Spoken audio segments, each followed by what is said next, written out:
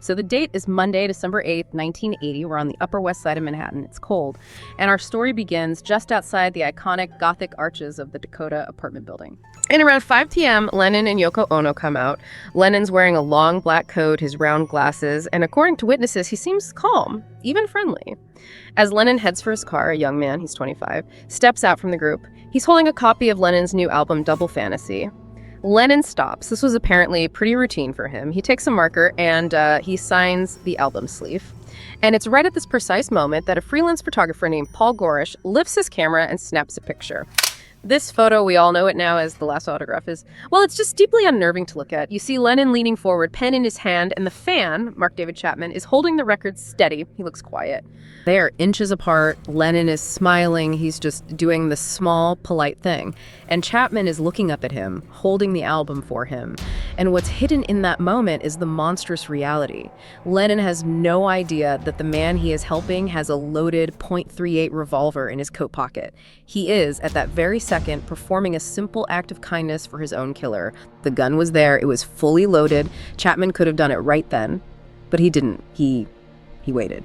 This was all meticulously planned. It wasn't some sudden act of rage. He was 25, living in Hawaii.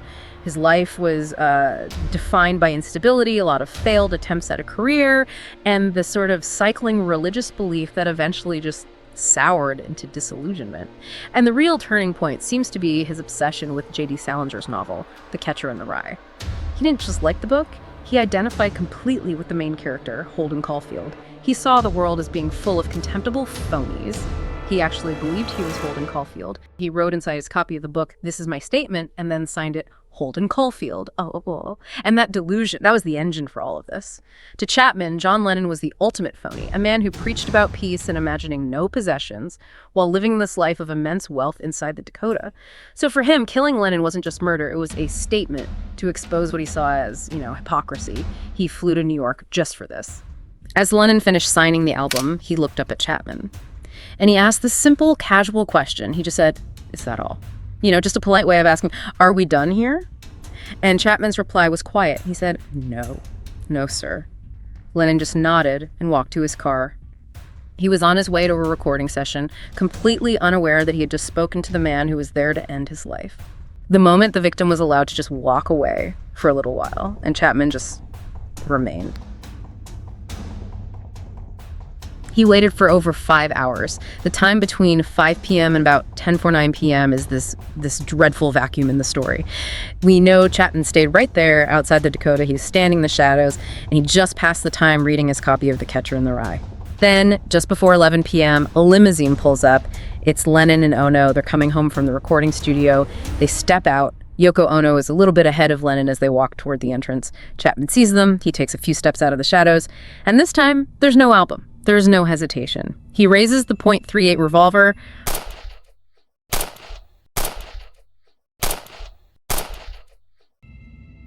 Five shots ring out. 4 of them hit John Lennon in the back and the shoulder. It was pandemonium, but then this surreal quiet. Lennon staggers past the doorman into the building's main archway. He collapses. His last words, according to witnesses, were just, "I'm shot." Yoko Ono started screaming. The doorman kicked the gun out of Chapman's hand. Lennon was rushed to the hospital, but it was too late. He had lost about 80% of his blood. He was pronounced dead at 11:15 p.m. He was 40 years old. And while all this chaos was unfolding, the most striking detail is about the killer's behavior. He didn't run. He had that same unsettling clinical calm. After firing the gun, he just walked a few steps away, took out his copy of The Catcher in the Rye, and sat down on the sidewalk, and he started to read. When the first police officers arrived, that's where they found him, just sitting there. An officer asked him, "Do you know what you've done?" And Chapman's response was just flat. He said, "Yes, I just shot John Lennon." That album cover became one of the most morbid artifacts in modern history. The Double Fantasy sleeve, with Lennon's fresh signature right on it, became key evidence. It's a snapshot of kindness meeting. Just pure lethal obsession. Chapman was sentenced to 20 years to life.